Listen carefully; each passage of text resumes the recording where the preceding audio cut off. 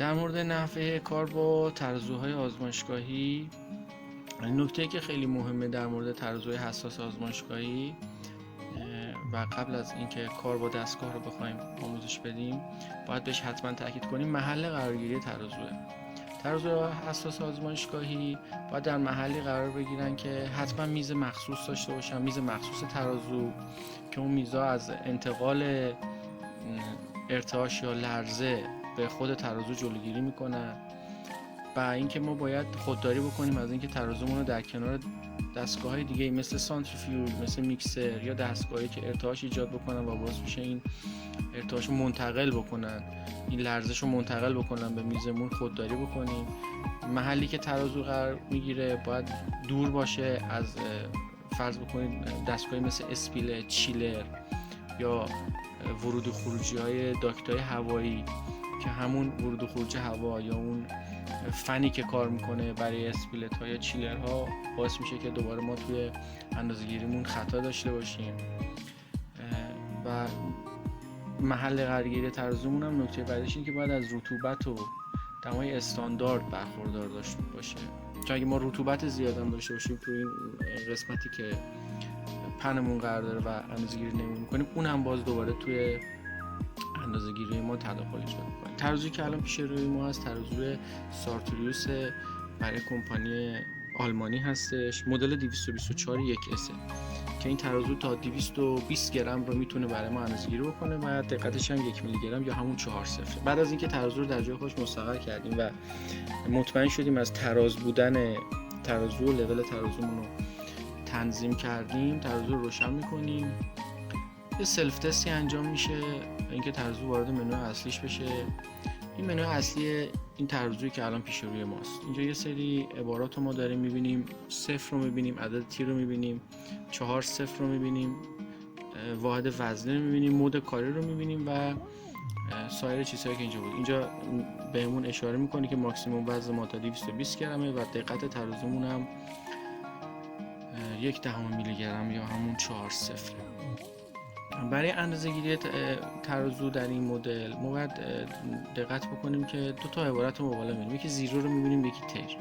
زمانی که ما می‌خوایم ترازو رو مستقر کردیم می‌خوایم کار بکنیم، قبل از اندازه‌گیری باید ترازو رو صفر بکنیم، یعنی با کلید زیرو ما ترازو رو صفر می‌کنیم و بعدش میتونیم اندازه‌گیریامون رو انجام بدیم یا وارد مود کاری میشیم. اما یه زمانی هستش که شما فرض کنید می‌خواید روی ترازوتون 6 ساعتی بشه یا یه چیزی اضافه بکنید و بعد از اون دوباره اندازه‌گیریاتون انجام بدید. اون زمان هستش که ما اینجا فرض بفرمایید الان ما این بشر رو روی پن ترازو قرار میدیم. این بشر الان روی پن قرار گرفت. این بشر ما داره یه وزنی. تو این حالت ما میایم از کلید تیر استفاده می‌کنیم. با کلید تیر ترازومون رو صفر می‌کنیم و حالا دیگه وزن اون بشر ما رو صفر کرده و ما میتونیم نمونه اصلی که داریم رو داخل بشر اضافه بکنیم و وزن کشیمون رو انجام بدیم. خاطرتون باشه که بعد از اینکه این بشر رو برداشتین دوباره باز همون عدد وزنی رو میبینید که مربوط به وزن بشره. اینجا مثلا ما برای شروع مجدد یا کار مجدد باید دستگاه رو زیرو بکنیم. پس برای اینکه بخوایم نمونه اد بکنیم یا از شیشه ساعتی یا بشر یا چیزی استفاده بکنیم میایم از کلید تیر استفاده میکنیم. ولی زمانی هستش که شما مستقیم میخواید یک نمونه رو اندازه‌گیری بکنید. مثلا فرض کنید ما این وزنه رو میخوایم اندازه‌گیری بکنیم. این وزنی که مثلا حدودا 20 گرمه، حالا وزن استاندارده میخوایم اندازه‌گیری بکنیم. در اون زمان دستگاه که بالا اومده و صفر شده، اگر نیاز باشه ما اینجا میتونیم ترازومون رو صفر بکنیم. ترازو عدد نمایشگرش صفر بشه، بعد اینجا ما وزنمون رو اندازه‌گیری بکنیم. اینجا دیگه ما وزن اضافه ای نداریم به غیر از وزن همین نمونه‌ای که داریم. حالا 19 مایز خورده داره میخونه این وزنی که ما داریم. اینجا دیگه نیازی به تیر کردن نیست. ولی اگر من یه نمونه‌ای داشتم که می‌خواستم ظرفش رو جدا اندازه ظرفش رو نمی‌خواستم محاسبه کنم و مثلا پودری چیزی می‌خواستم داخلش بریزم، اون ظرفمون رو یا اون شیشه ساعتیمون رو یا هر چیزی که هست رو روی اون صفر می‌کنیم و بعد نمونهمون رو اندازه‌گیری می‌کنیم. این نکته هستش که در مورد مبحث تیر و زیرو باید شما رعایت کنید. نکته دیگه هست در مورد ترازو، وقتی که میخواید نمونه روی پن قرار بدید، این صفحه دایره‌ای که هستش رو بهش میگن پن. الان اگر من این پن رو وردارم میبینید که عبارت لو رو میبینید، چون این وزن برای سیستم توزیع این دستگاه تعریف شده. موقعی که میخوایم اندازه‌گیری بکنیم باید خیلی مراقب باشیم که وزنه‌ای که میخوایم روش بذاریم توی این فاصله مثلا عدسمون ول نشه، ضربه به پن وارد نشه، وزنه بیش از حد توانایی ظرفیتی که کمپانی به ما گفته ما روی ترازو نذاریم که اینا همش باعث آسیب میشه. دقت بکنیم وقتی که این زیر این پن یه ساپورتی وجود داره و زیر این مستقیما سیستم توزینه. دقت بکنیم که وقتی کار میکنیم به خصوص موادی که پودرن، موادی که خورندگی دارن، از اینجا نفوذ به داخل سیستم توزین نکنن، چون مهمترین بخش یک ترازو سیستم توزینشه که خیلی هم گرون قیمته و قطعات گردکش هم به سختی پیدا میشه. پس توی حفظ و نگهداری این محفظه‌ای که داریم، جلوگیری از ورود مواد به صفحه پنمون و زیر پنمون به داخل سیستم توزینمون، ضربه زدن به سیستم توزینمون. و نکته دیگه که مثلا من فرض کنید که ما با یه شیشه ساعتی کار میکنیم، شیشه ساعتی رو روی پن قرار میدیم برای اینکه اندازه‌گیری نمونهمون انجام بده. این 6 ساعتی دیگه میمونه، یعنی ما بعد از اینکه کارمون تمام شد اون رو از روی پن بر نمیداریم. این 6 ساعتی خودش یه وزنی داره و دیده شده که مثلا حالا توی مباحث دانشجویی یا جاهایی که کم کارکردتر هست ترازو، مدت‌ها این شیشه روی اون پن مونده و خود اون وزن باعث شده سیستم توزین بعد از یه مدتی شکل بگیره، یعنی از اون فرم اصلی خودش خارج بشه. باعث آسیب به سیستم توزین میشه، دقت ترازو رو کم میکنه، باعث میشه که بعداً ما نوسان داشته باشیم توی اندازه‌گیریامون و در نهایت اون نتیجه مطلوبی که میخوایم رو نگیریم. پس این نکاتی هستش که برای کار با ترازو حتما باید رعایت کنیم. خب در مورد نحوه کار با منوی ترازو سارتوروس مدل ریفسوس 1S، بعد از اینکه دستگاه روشن شد و وارد منو اصلی شد، ما اینجا یه کلیدی داریم گوشه پایین سمت چپ که با لمس اون میتونیم منوی دستگاه رو ببینیم که اینجا مودهای کاری دستگاه مشخصه و ما میتونیم انتخاب کنیم. مود اول مود وصل کردنه که مود استاندارد دستگاه، یعنی زمانی که شما دستگاه رو روشن میکنید اگه روی مودهای دیگه خاموش نشده باشه روی مود استاندارد بالا میاد و میتونید برای وصل کردن نمونه توی محدوده توانایی سیستم توزیع دستگاهتون نمونه‌هاتون رو وصل کنید. مود بعدی مود مخلوط کردنه. میتونید مثلا برای وصل کردن 99 جزء یکی پس از دیگری زمانی که میخواین برای نمونه مخلوط استفاده بکنید، یعنی که مثلا مقدار وزن یک جزء مجزا رو با وزن کل میتونید به صورت دلخواه به شما توی صفحه نمایش نشون بده. بحث بعدی بحث آماره که اینجا برای صرفه‌جویی تو وزن و مقادیر محاسبه شده بیشتر تجزیه تحلیل‌های آماری رو به شما نشون میده. گزینه بعدی گزینه اجزاست، یعنی که مثلا شما میتونید 99 تا جزء مختلف وزن شده رو ذخیره کنید، یعنی مجموع مقادیر وزن شما میتونه توی این مود کاری باشه. مجموع مقادیری که میخواین وزن بکنید از این مود کاری میتونید استفاده کنید. مود کاری دیگه ای که وجود داره مود همون دنسیته یا چگالیه که این برای چگالی نمونه های جامد استفاده میشه، مود دنسیته.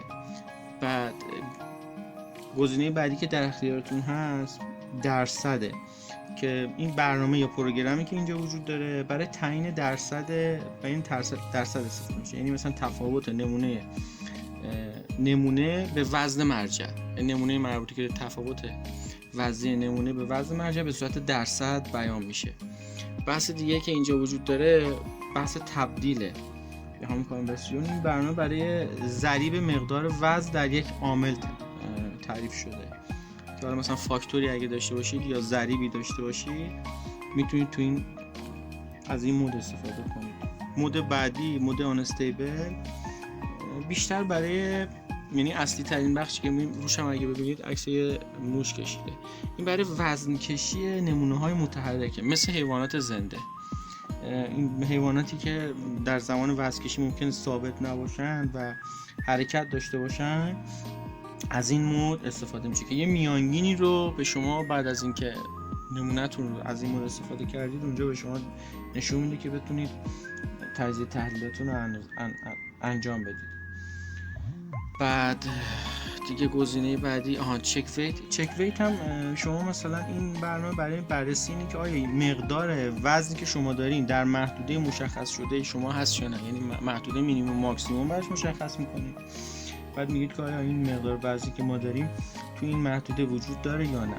و بحث بعدی هم گزینه بعدی هم گزینه پیکه که اینجا پیک دیگه مقدار پیک یا حد اکثر وزن نمونه شما رو نشون میده. یعنی مثلا پس از اینکه نمونه رو ازش برداشتیم به مدت 5 ثانیه حد اکثر وزنی که نمونه شما اونجا داشته رو توی مدت به شما نشون میده. و دیگه گزینه آخرم گزینه کانتی شمارشه که میتونید برای مثلا تعیین تعداد قطعات با وزن مساوی استفاده کنید. مثلا شما وزن یه نمونه مرجع شمارش شده رو بهش میدید و سایر اشیا رو با اون نمونه برای شما اندازه گیری میکنه. مثلا تعداد قطعات توی مثلا میبینن اینجا شکلی کشیده شکل قرصه، مثلا نمونه های کوچیک کپسول یا همینجوری بیشتر برای شمارش تعداد قطعات استفاده میشه توی این مود. اینجا باز کنارش ما یه کنار سمت چپمون شکل پاور داریم، کال داریم، بک داریم که برمیگرده تو منوی قبلی و ستینگ داریم. کال رو که اگه بزنیم 2 تا مود کاری به ما میده. یکی کالیبراسیون اکسترناله که اگه اینو انتخاب بکنیم باید کالیبراسیون اکسترنال کالیبراسیون دستی هستش که ما خودمون انجام میدیم به وسیله وزنهای مخصوص استانداردی که وجود دارن، که حالا مثلا ما الان یه نمونهش اینجا داریم، این 20 گرمه ولی مثلا 100 گرم، 200 گرم و 50 گرم وزنهای مختلف وجود دارن. منتها شما زمانی میتونید از این استفاده بکنید که حتما وزن استاندارد داشته باشید. بعدی هم کالیبراسیون داخلی دستگاهه که کالیبراسیون داخلی دستگاه که شما بزنید یه تایمی طول میکشه، دستگاه خودش رو میاد با وزنهای داخلی خودش و پروگرامی که تو حافظش داره کالیبراسیونش رو انجام میده. تو این مدتی هم که داره کالیبراسیون انجام میده میگه که شما نه ترازو رو لمس کنید، نه باید ترازو تکون بخوره، نه وزنه یا چیزی روی پن قرار داشته باشه یا خود میزتون لرزش داشته باشه. تو این تایم باید دقت بکنید که این مسائل رعایت بشه. برای زمانی که ترازو با سیستم داخلی خودش رو کالیبره میکنه، چون ترازوهای دقت بالا همشون توانایی کالیبراسیون داخلی رو ندارن. بعضیشون هستن که کالیبراسیونشون اکسترناله، بعضیشون هستن که نه، هر دو رو دارن، هم کالیبره داخلی رو دارن هم کالیبراسیون اکسترنال. این الان مودی که ما وارد شدیم مودی بودش که ما کالیبراسیون اکسترنالش رو فعال کردیم. بعد از اینکه دستگاه رو کالیبره کرد میتونه یه ریپورتی به شما بده که اگر به پرینتر وصل باشید این میتونید از این خروجی هم بگیرید. دوباره ما برگشتیم توی منوی اصلی. تو این حالت ما کالیبراسیون رو گفتیم. اینجا هم که مسائل دیگه مثل زبان و تاریخ و اطلاعات در مورد دستگاه و کالیبراسیون و وزن و اگر ما USB وصل داشته باشیم یا پرینتر داشته باشیم این چیزها رو ما میتونیم ببینیم. شدت نور صفحه نمایشگرمون، این چیزهایی که توی این قسمت توی ستینگ ما وجود داره. با کلید بک هم برمیگردیم به منوی اصلی. نکته دیگه هم که اینجا هست، کنار این اندازه‌ای که ما داریم، یعنی این صفحه نمایش داره ما نشون میده اعدادی که به ما نشون میده منظورش وزنه، ما یه عدد جی میبینیم که اگر خواستیم واحد وزنیمون رو تغییر بدیم میتونیم واحدهای وزنیمون رو بر اساس چیزی که اینجا تو تعریفاش توی دستگاه هست تغییر بدیم. همینطور کنارش میتونیم بهش بگیم که مثلا ما اینجا لاست دیجیت آف رو که اگه انتخاب بکنیم و تیک بزنیم اون عدد صفر آخر رو برای ما برداشت و 3 صفر نمایش داره میده. برای اینکه دوباره اینو برگردونیم این رو آن میکنیم که دیجیت آخرش هم به ما نشون بده. دوباره این رو ما نشون داد.